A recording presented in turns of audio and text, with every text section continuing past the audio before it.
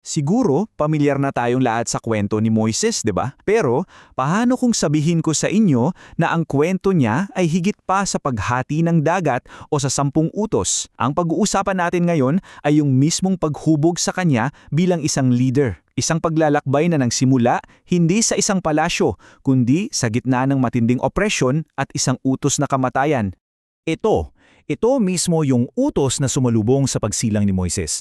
Imagine niyo yung bigat nito, na yung mismong kapanganakan mo ay isang death sentence na. Dito talaga nagsisimula ang lahat. So dito na papasok yung unang kabanata ng buhay ni Moises. At dito rin natin makikita yung, alam niyo yun, yung pambihirang twist of fate. Paano yung mismong utos para patayin siya ay siya pang naging daan para mapunta siya sa palasyo. Parang ang imposible na may pangyayari pero isa-isang naganap mula sa pagtatago, sa paglagay sa ilog hanggang sa pagkakapulot mismo sa kanya. Alam mo yon, parang may isang invisible hand na gumagalaw para iligtas siya. At ang pinakagrabe sa lahat, yung sarili niyang nanay ang kinuha para mag-alaga sa kanya at binayaran pa para gawin yun. Napaka-perpektong plano, di ba? So dahil yung nanay niya mismo ang yaya niya, hindi lang gatas yung nakuha niya, kundi pananampalataya, pagmamahal sa hustisya. Ito yung naging parang secret weapon niya habang lumalaki siya sa gitna ng karangyaan at mga paganong impluensya ng palasyo. Okay, fast forward tayo. Si Moises, isa ng ganap na lalaki. Dito, hinarap niya yung isang desisyon na babago sa buong buhay niya. Isang pagpili sa pagitan ng dalawang, sobrang magkaibang kapalaran. Ito yung dalawang landas na nasa harap niya. Sa isang banda, andyan yung korona, yung kapangyarihan lahat ng yaman ng Ehipto. Sa kabila naman, andyan yung pagdurusa kasama ng mga inaapi niyang kababayan.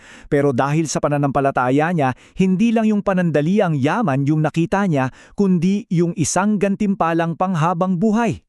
40 taon, ganon katagal siyang sinanay sa lahat ng karunungan ng mga Ehipsyo. Naging isang magaling na leader ng militar, tagapagmana ng trono.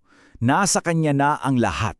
Dahil sa tindi ng malasakit niya, sinubukan ni Moises na pangunahan yung pagliligtas gamit yung sarili niyang lakas. Pumatay siya ng isang Ehipsyo, iniisip niya, ito na yon, ito na yung simula. Pero anong nangyari? Hindi paghanga yung nakuha niya, kundi pagtakwil mula mismo sa mga taong gusto niyang tulungan. Ito yung unang aral para sa kanya. Hindi pa ito yung tamang paraan at lalong hindi pa ito ang tamang panahon. At dito na magsisimula yung susunod na 40 taon ng buhay niya. At hindi ito isang setback ha. Ito ay isang napakahalagang yugto ng pag-aaral sa gitna ng ilan. 40 taon na naman, pero grabe ang pagkakaiba. Mula sa pagiging isang prinsipe na tagapagmana ng trono, naging isa siyang simpleng pastol. Ito ay isang sinadyang paghahanda. Ito yung tinatawag na proseso ng unlearning. Kumbaga, kailangan munang i-format yung hard drive niya, alisin lahat ng natutunan niyang kayabangan at pagtitiwala sa sarili mula sa Ehipto. Bilang pastol, natutunan niya yung pasyensya, yung pag-aaruga, mga katangian na mas mahalaga pala para pamunuan ng isang buong bansa kesa sa galing sa gera. Pagkatapos ng 80 taon ng paghahanda, narito na.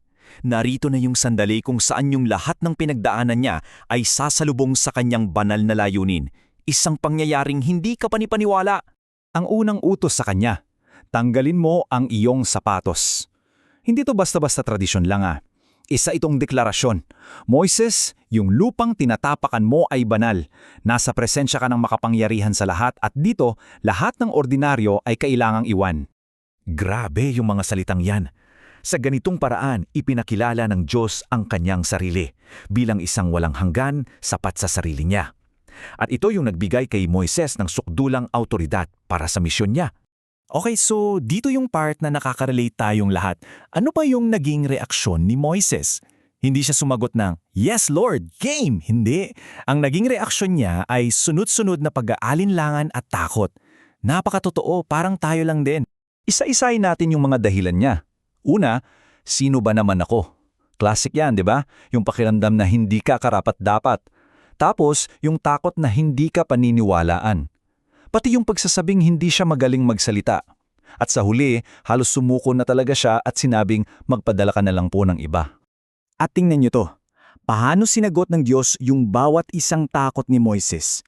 Sa bawat hindi ko kaya, may katakat na, ako ang bahala. Sa bawat duda, may pangako at may probisyon. Walang itinirang puwang para sa anumang dahilan o excuse. At dito natin makikita yung resulta ng pagsuko niya. Anong nangyari nung sa wakas ay tinanggap na ni Moises yung tawag ng Diyos? Nagkaroon ng isang total transformation. Yung taong dating mahina ang loob, yung nagsasabing mabagal siyang magsalita, ay naging isang leader na puno ng kumpiyansa at kakayahan. Bakit? Kasi huminto na siya sa pagtitiwala sa sarili niya at lubos na siyang nagtiwala sa kapangyarihan ng Diyos. At ito, para sa akin, yung pinakamahalagang punto.